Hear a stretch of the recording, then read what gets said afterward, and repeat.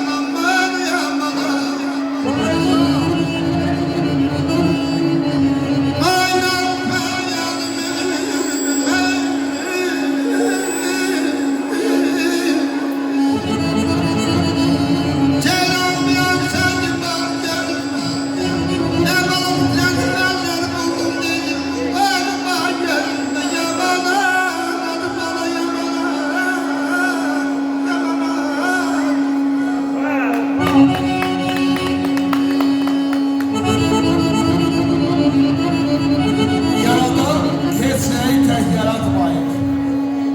Səməni bıraxla başalaşdır. İlhamı şeirlə, ürəyi sözlə, nəğməni dodaqla qoşalaşdır.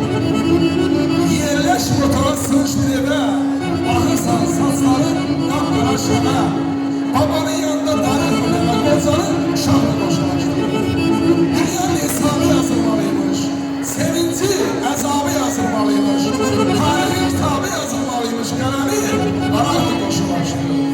Həyata candır qəlbin səsləri, dünya unutmayıb duyan kəsləri, ürəkdə yaşayan müqəddəsləri, arşan ocaqla qoşulaşdı.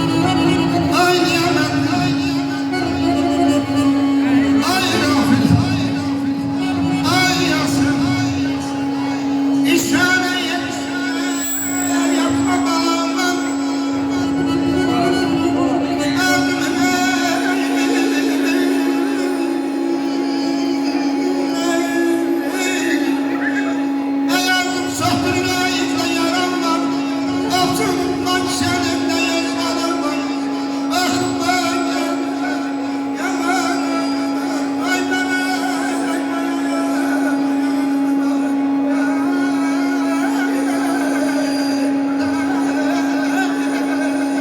Ayşe almışlar, almışlar ya.